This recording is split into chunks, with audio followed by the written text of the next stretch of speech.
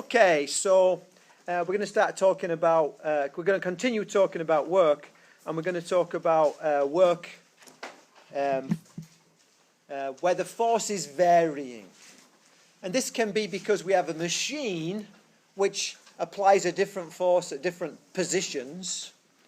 It can also be because we actually move away from some kind of force-creating system. So, for instance, if we fire a rocket into deep space, as it moves away from the surface of the Earth, so the pull of gravity gets less, so the force on it gets less. And so we can't just say F dotted with D for that system because F is changing as D changes. So we need to sort out a little bit about how we work with those two things. And so I need to put this on the right screen, so you see. So that's where we're going to go. So 3 of 6 work done by varying forces, and ironically this is the bit that tends to be not done so well. If I give you a graph, and the graph basically has displacement, I'm sorry, let's go back. Let's get this pen going. And the displacement is in the horizontal direction of my graph, and my force is on the vertical displacement of my graph. Then what we find is that the work is equal to the area between the graph trace and the axis. Now, in truth, this is not the best diagram in the world because I can have a zero force, I can have positive F up there, I can have negative F down there, I can have displacement in that direction, and I can give you something that I suppose looks like that, where I pull in different directions at different times. In which case, this is positive work that's done, and this is negative work that's done. This is putting energy into the object, and this is taking energy out of the object. So this is positive work, and this is negative work. Positive W and negative W. And just to say that again, so this is putting energy into the object, and this is taking energy out of the object. So remember, energy stored in objects, work is done by forces. So let's remind ourselves of that.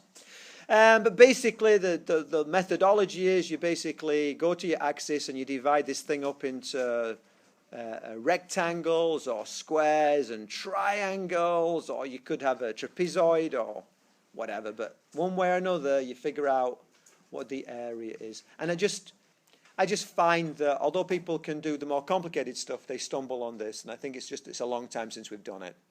So it's on my radar. So let's focus on it. So what work is done by a varying force during the first 8 meters of this journey? The force and the motion are along the same axis. Can you do that for me, please? Do that real quick.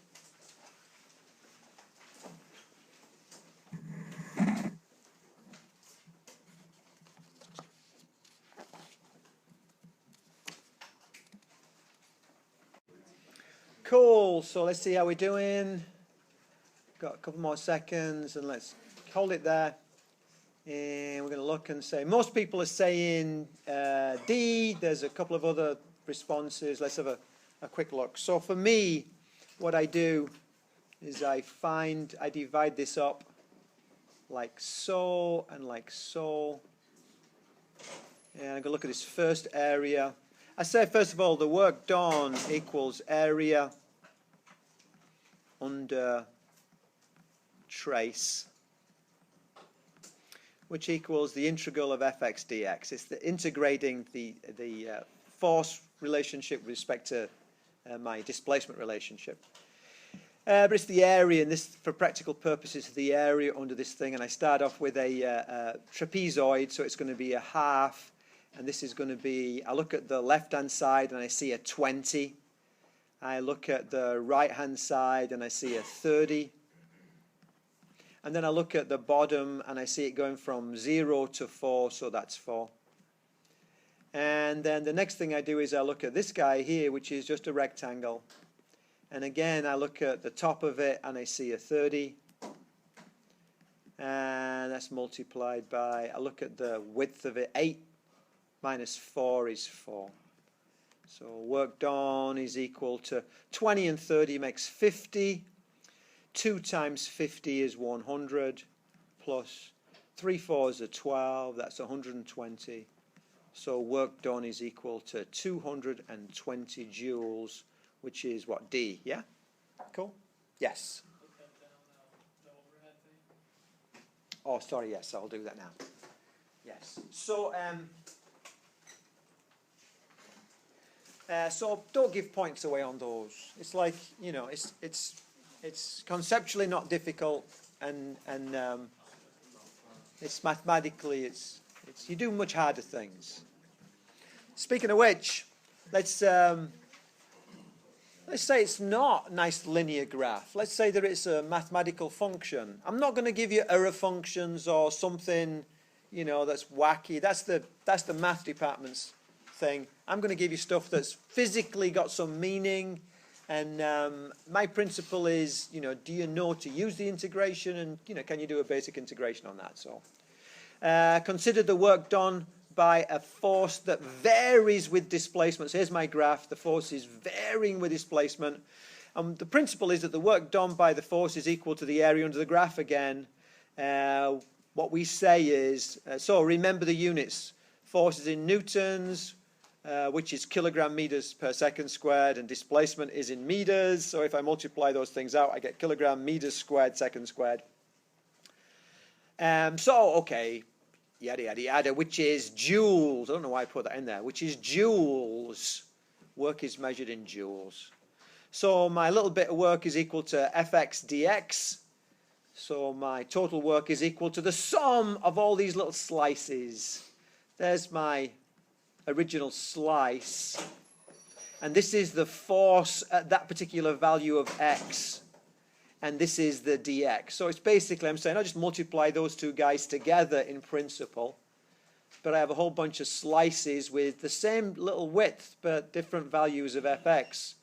So I got to summarize all those. So I sum them between the beginning position of x and the final position of x. And when I go to the limit, as my little slice goes to 0 thickness, my summation goes to an integral, so it's the integral of fx dx. And so I commit that to my long-term memory. It's like I get comfortable with that. In fact, frankly, I know that if you ask me what work is, I'm more likely to say that than I am to say that F is equal to F times D. It's like, this tells me that work equals F times D. It's the more general case. I also commit to memory that, but that's because I'm dealing with vectors, so, you know. Applied force, F, is related to its displacement, x, by a relationship. F is equal to plus 6 over x squared, where the force is in newtons and the displacement is in meters. What work is done by the force for a displacement from 2 to 8 meters? Can you do that for me, please? I'll get you started. I'm going to say work is equal to the integral of fx dx. Okay. And we'll put this on pause. Okay, we're back. Let's pause this here. Where's my little marker gone? Pause it here. Let's see what people are saying. Mainly C. Let's have a look and see how it goes. So basically I have my work is equal to the integral of fx dx. So basically I say, oh, well, work is equal to the integral. And my limits are between 8 and 2. And it's going to be fx, and the thing for fx is plus 6 over x squared dx. Well, let's rewrite that. So work is equal to the integral between 8 and 2 of, it's going to be plus 6x to the minus 2 dx. And what is it called? Is it the power rule I do for this, where I raise the power by 1 and put it in the denominator? Is that right? So I'm going to get plus 6x to the minus 1 over minus 1 dx. And let's write it out, making common sense. So that's going to be 8 and 2 of minus 6 over x. There's actually, I just did it, so that should be, I'm sorry, like that, shouldn't it? I'm messing up my terminology. So then that should be, and it's between 8 and 2. So then I go work is equal to the curly brackets minus 6 over 8, put that in parentheses, minus 6 over 2, which equals minus 6 over 8. Minus and minus makes plus, and that's going to be multiply top and bottom by 4, which is 24 over 8, which equals plus 18 over 8, which equals 2.25. It's going to be positive 2.25 joules. Yep, so that's C. Cool. And you can see it's going to be a positive work. Ladies, please. You can see it's going to be positive work because you don't have to do the graph, but I like to do the graph if I've got time. And basically, I can see that the area gives me an area above the axis, so it's going to be positive work. So it's a way of checking on your signs. Okay. I find that of those two questions, the first one is not done so well. The second one is done fine. It's kind of interesting. Okay, bit of a change here. Work and kinetic energy. So,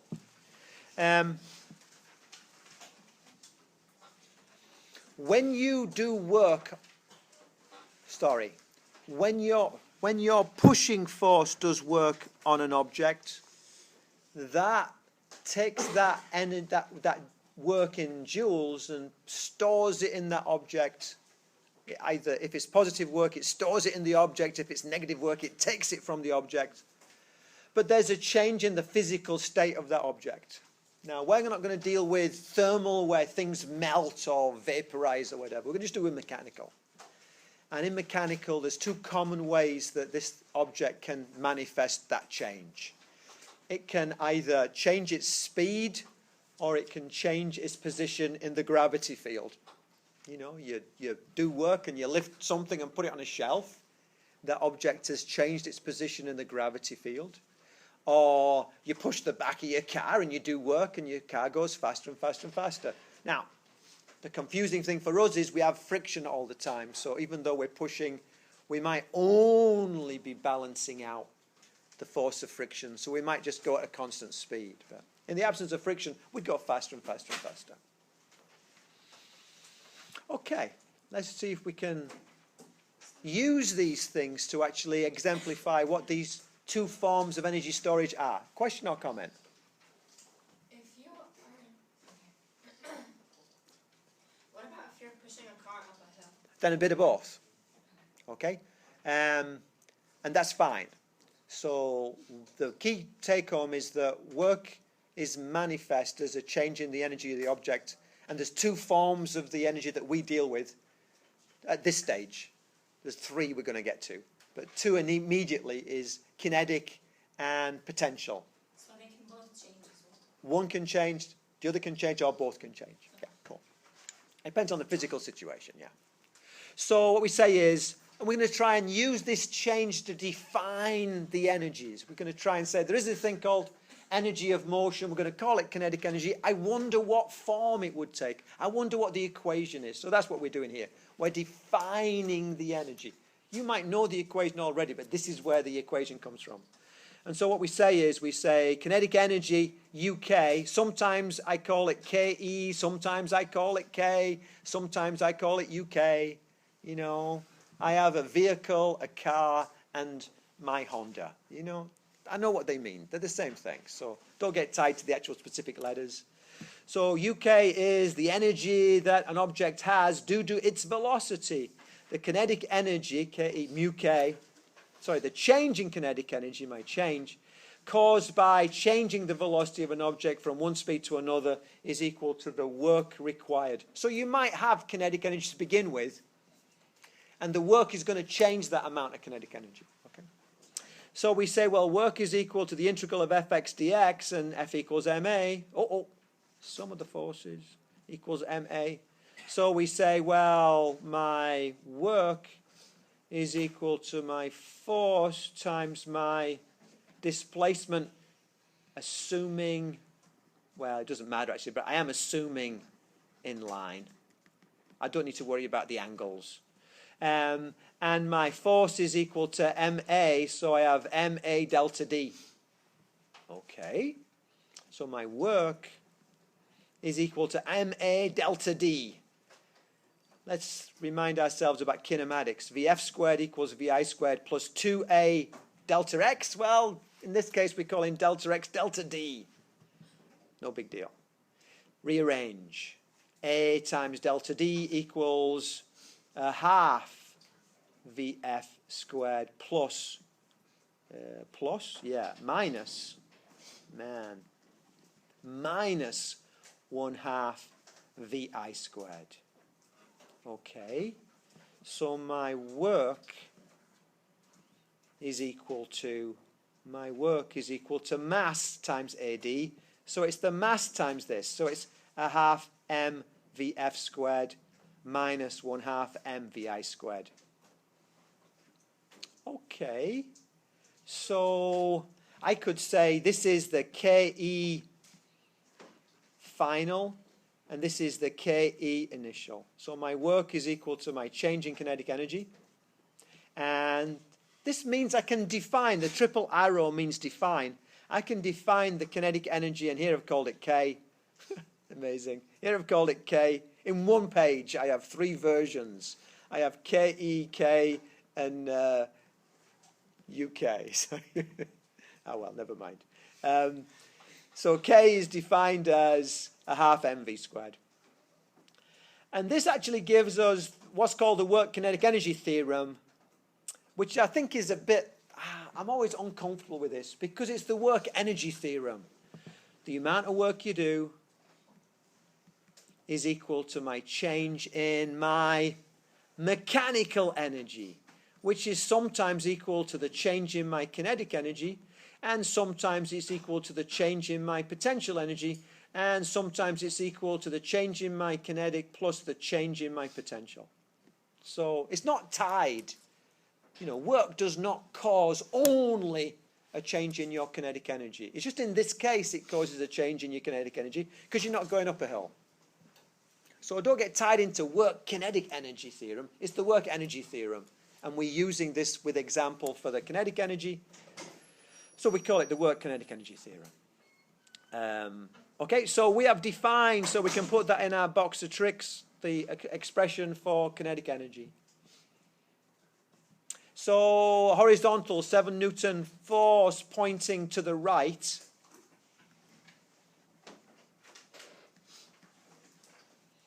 accelerates a 5 kilogram mass from rest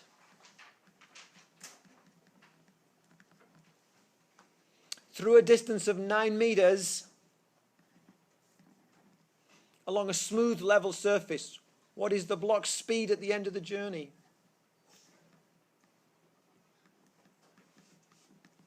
Oh, this is a bit involved.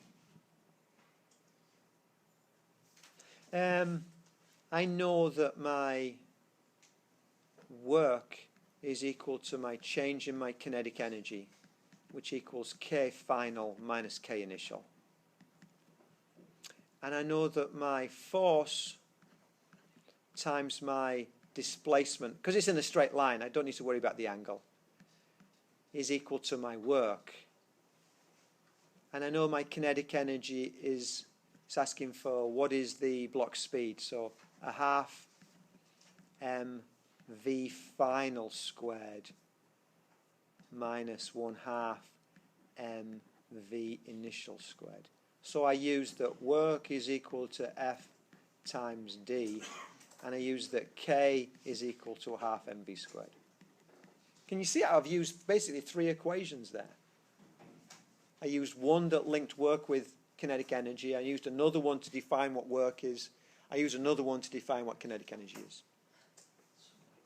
The rest is kind of plug and chug. It's plus 7 multiplied by plus 9 is equal to, well, I want my final, so it's going to be a half. And what was the mass? Mass is 5. And VF is what I want to find, so I'll just leave that. Minus a half times 5 times, what was the V initial? 0. That's nice. So 7 9s are 63. 63 is equal to 2.5 VF squared. So VF is equal to the, well, let's just do it step by step. VF squared is equal to 63 over 2.5. So VF is equal to the square root of 63 over 2.5, which equals, so how many people brought their calculators today? I did. So I'm going to say 63 divided by 2.5 equals second square root second answer equals 5.02. Yeah, 5.02.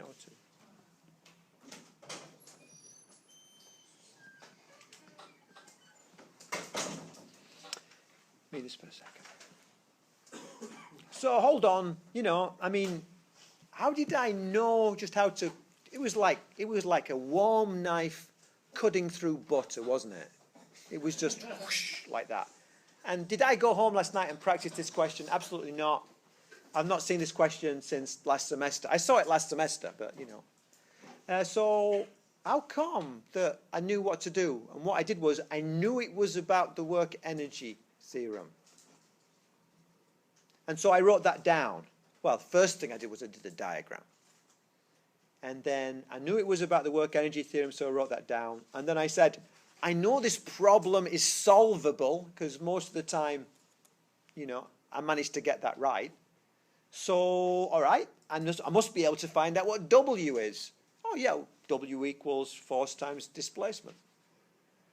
Okay, so what's my kinetic energies? Well, half mv squared. So I just picked my way through it, but I knew the direction because I knew it was about the work energy principle, yeah?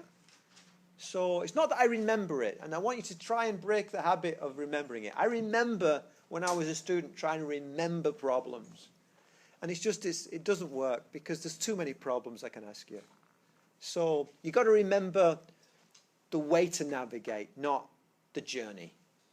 And so if you don't know how to do it, do your diagram. If you don't know how to do it, just pick what's it about. Write that down, and your mind will get stimulated, and you'll be able to do problems that you can't initially do. And the difference, I guess, is experience. I don't panic when I can't immediately figure out how to solve a problem because I know it's solvable. I know I've got a toolbox next to me. I can pick out the tools. So my kind of stress is not so high. When I was younger, my stress would be higher, and sometimes I get to the point where I couldn't see my way to do it. So try to just defer the stress. I got a very good friend at USF Physics who teaches at the intermediate and the advanced level. And he says one of the hardest things they have is because those problems, you cannot see the end of them at the beginning. And so it's kind of like getting students to have confidence about their skills, like a captain has confidence leaving the harbor, You can't see the port you're going to go to.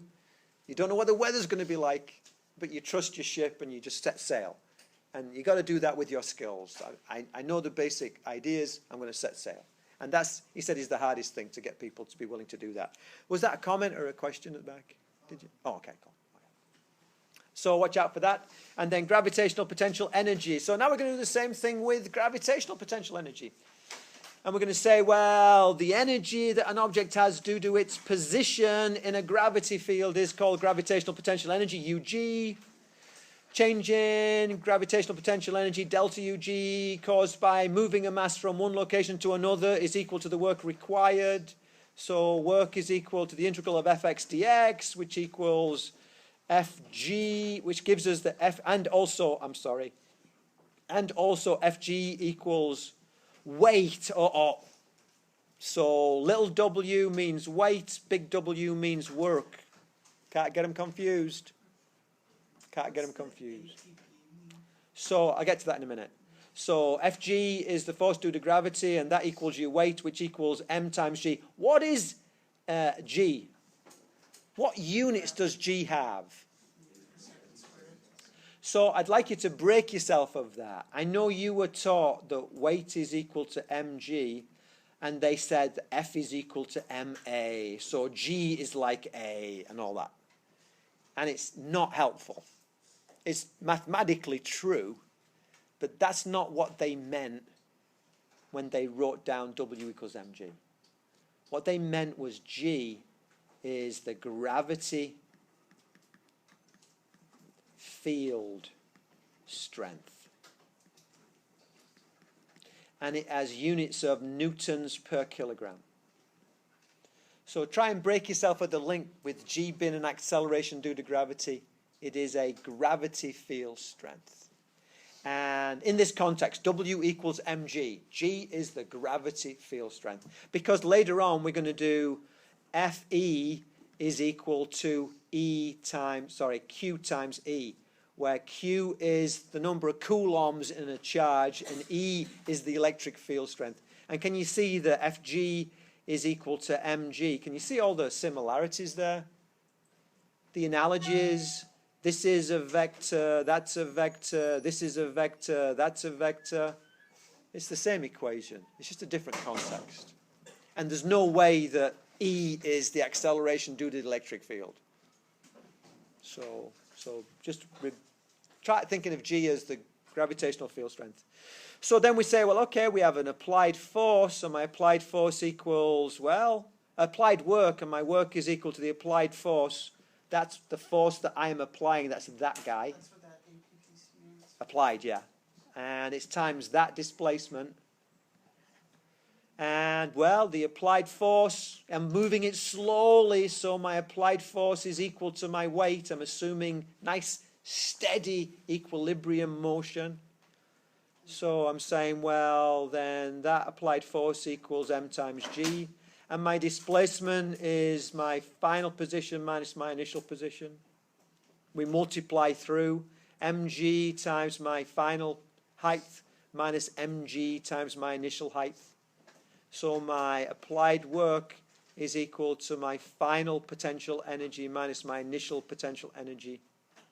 So my work is equal to my change in my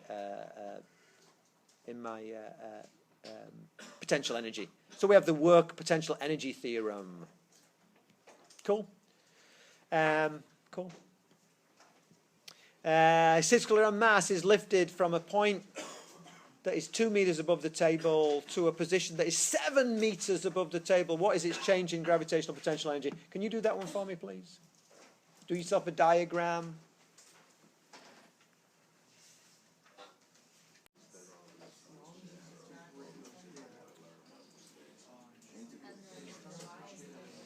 Okay, let's hold that there. Let's see how we're doing. Mainly C for the answer. Let's have a look at this.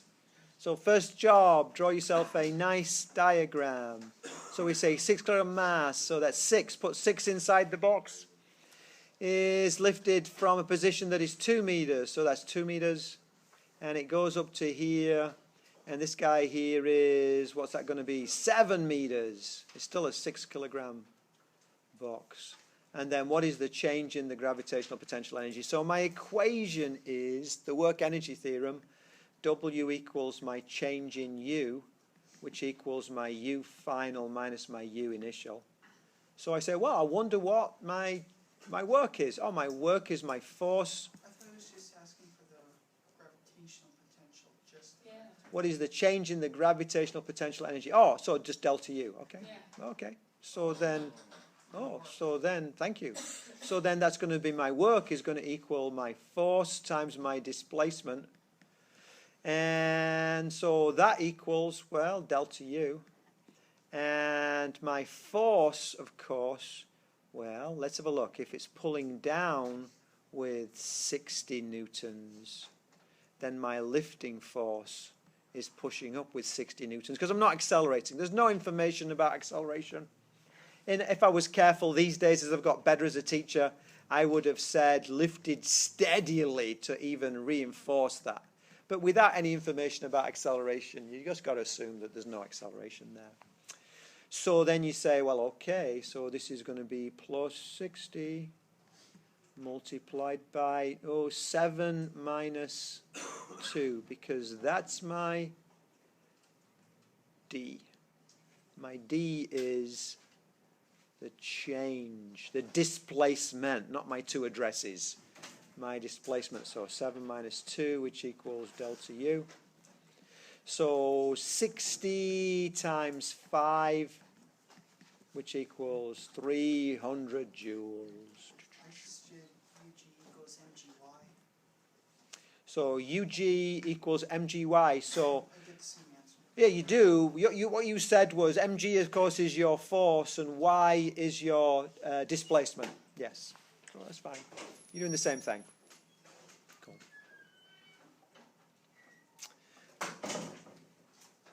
Third form of energy. Why do we care about elastic spring potential energy? We care about spring potential energy because later on we're going to do a lot of work with simple harmonic motion. And simple harmonic motion is the kind of motion you get when a spring oscillates. So we want to think about springs early on so we can get better experience at them. So it's part of our mechanical energy regime. Some questions will only have potential, some questions will only have kinetic, some questions will have only potential and kinetic, some questions will have all three of them, some questions will have spring and potential, you know. Consider a horizontal spring. I like a horizontal spring because it's uniform. If I can move it to the right, if I can move it to the left, there's not a gravity pulling in one direction. Gravity is perpendicular to it. It still works vertically, but it's easier to imagine horizontally. So I consider a horizontal spring. My work is equal to the integral of fx dx, and I now introduce Hooke's law. When we did kinetic energy, we basically used our kinematic equations. I want to click back. I want to show you this pattern. When we did kinetic energy, we said, oh, here's work. Oh, and sorry. And then we said, here's F equals ma. And when we did potential energy, we said, oh, look, here's work. And here's weight equals mg. And now we're going to do spring potential, and we're going to say, here's work, and here's Hooke's law. And the only issue is, for some people, they might not have seen Hooke's law before. But Hooke's law is basically the law that governs springs. With a spring, the direction of the force is always perpendicular to the displacement. Hold on. If I push to the right, then the spring moves to the right. Yeah. But the force we're talking about is not your applied force. It's the spring's force. It's called the restoring force. So that subscript is really important. Fr, the restoring force, is in the opposite direction to displacement. So when the displacement's positive, the restoring force is pushing it back, the spring back, towards the equilibrium. When this displacement is negative, the restoring force is pushing it in a positive direction. So I get that opposition by that negative sign. That simply says whatever direction your displacement's in, you're going to point in the opposite direction. And then the other thing that Hooke's law says is that when you double your displacement, you double the restoring force. When you triple the displacement, you triple your restoring force. Is that what gravity does? When you double your displacement from the center of the Earth, do you double your weight? No. Absolutely not. Yeah, absolutely not. Not only do you get less, you get a quarter if you double it. It's an inverse square relationship. So realize that this is for us, is an unusual kind of force. It gets bigger with displacement, whereas gravity, the force of gravity gets less with displacement. So it's a different kind of force. Okay, So if I have a constant, what's this constant? You know, FR is proportional. FR is proportional to the displacement. That's nice. How do I change that displacement into an equal sign? Do what Newton did. You bring in a constant proportionality. FR is equal to some magic constant times delta X. What's this magic constant? We'll figure it out later. Magic constant turns out to be the stiffness of the spring. If you have a slack spring, a soft spring, K is not very big. If you have a very stiff spring, K is a big number. Let's rearrange this equation. K is equal to FR over delta X. Can you tell me my units for K? Look at the equation. Where's the negative? It's going to be newtons per meter. So you can figure out your units by looking at that. I skipped my K. Let's not skip my K. Pardon? Shouldn't there be a negative? I'm going to get to that as well. I skipped my K, so let's, oh, if my K is there, I skipped my negative. I'm sorry, that's where I skipped.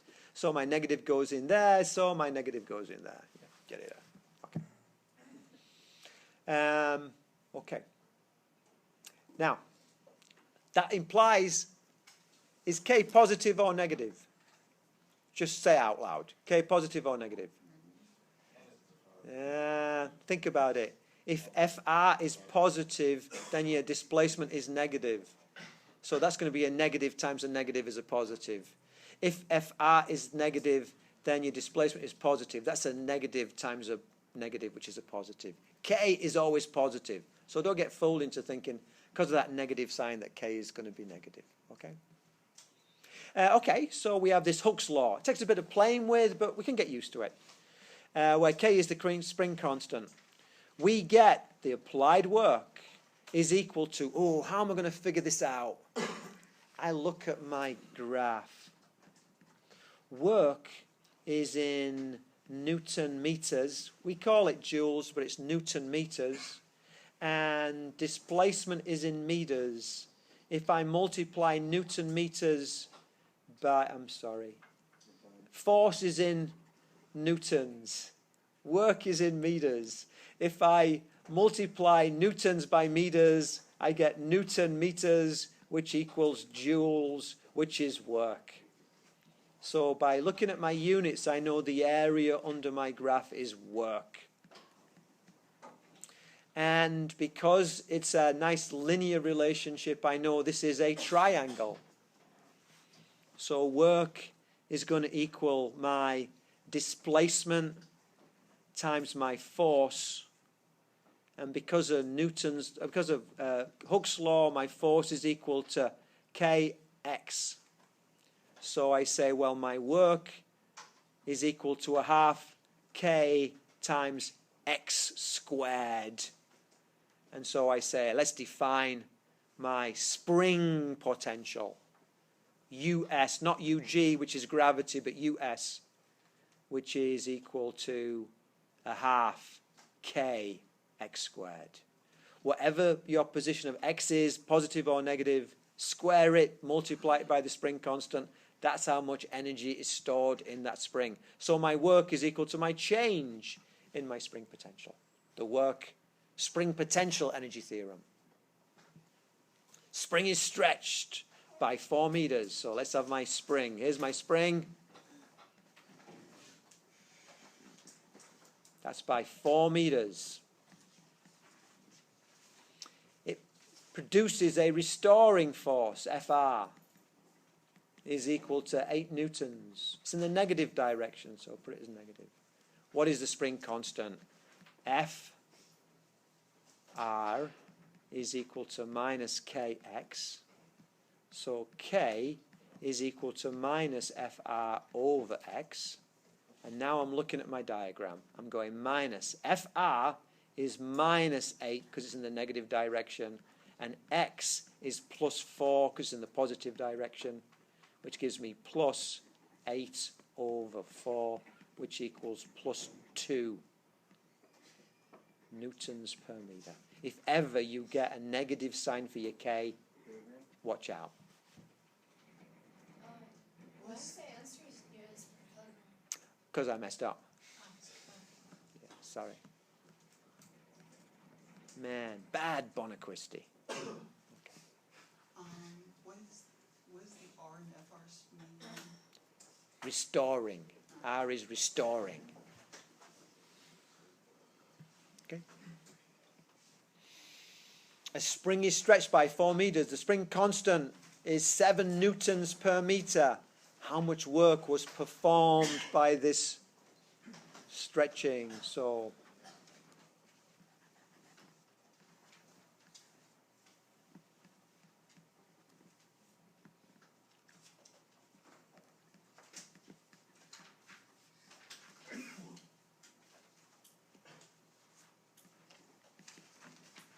can you do that for me, please?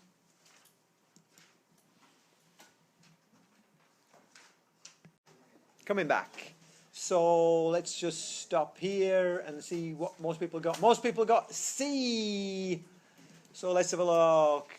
I'm going to turn around and say, oh, let's have a look. I think my work is equal to my change in my spring potential. And let's have a look. What do I want to find? How much work was performed? So my work is equal to my US final minus my US initial. Oh, no. Which equals 1/2 k x squared, which equals 1/2 k x squared. I've got too many tools in my toolbox. So that equals 1/2 times 7 times x squared, 4 squared. So work is equal to 16 times a half is 8. 7 8s are 56. 56 joules. C.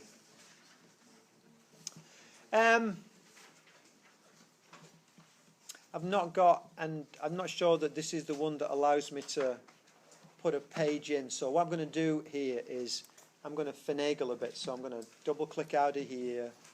I'm going to discard those. I'm going to come along here. I'm going to say insert. No, it wasn't there, was it? I'm going to new slide, new slide. Sorry, there. New slide, new slide, new slide. I'm going to go to slideshow. I'm going to go to from current slide. Watch out a little bit. Let's say that I have. No, still need to do that. Got to go down here. Let's say that I have a. Man, I swear I did it. Yeah. Let's say that I have a block, and let's say that's 6 meters, and let's say it's traveling at 4 meters per second. Yeah. And let's say that I apply a force of 2 newtons, and I apply that force through 9 meters. I could ask you for the velocity at the end, V final. It's not that it's that hard, it's just that it's another step. So you say, oh, work kinetic energy theorem. So you go, work is equal to my change in my kinetic energy, which equals K final minus K initial. Then you go, well, oh, my force is going to be my force times my displacement of that force. And that's going to equal 1/2 mv squared minus 1/2 mv v initial squared. So then I go, well, okay, that's going to be 2 positive times plus 9 is equal to 1/2 times 6 times vf squared minus 1/2 times 6 times 4 squared. And so we get 18 is equal to 3vf final minus 3/16 is going to be 48. So we get 18 plus 48 is equal to 3VF squared. So that's going to be 5866 is equal to 3VF squared. So that's going to be 22 is equal to VF squared. So VF is going to equal the square root of 22, which equals something like 4.5 or something like that. 4.4. 4.7? Okay. 4.7 meters per second. And I know from the diagram it's in the positive direction, although a square root can be positive or negative. What I worry about is people, they get used to just saying, oh yeah, changing the work is equal to a half mv squared. And it does if that is 0. And to begin, we often start with a stationary block to get us going. But it's not that your kinetic energy equals your work. It's that your change in kinetic energy equals your work. And I think that speaks to avoiding kind of loose thinking. Been roughly right. You know, don't say it's the difference, say it's the final minus the initial, because the initial minus the final is not the same thing. So, you know, this is mathematically not hard. This course mathematically is not hard. It's doing the math on the right thing. And that's all about visualizations and definitions and sweating the detail of the signs and the subscripts and stuff like that. And I think sometimes people think it's all about math and they worry about that, and so they make mistakes on, they don't put the subscript down, and so they put V initial minus V final, and they make the mistake because of that. And that counts. That's the wrong answer. That's bad thinking. That's bad physics. So watch out for that. Okay, cool.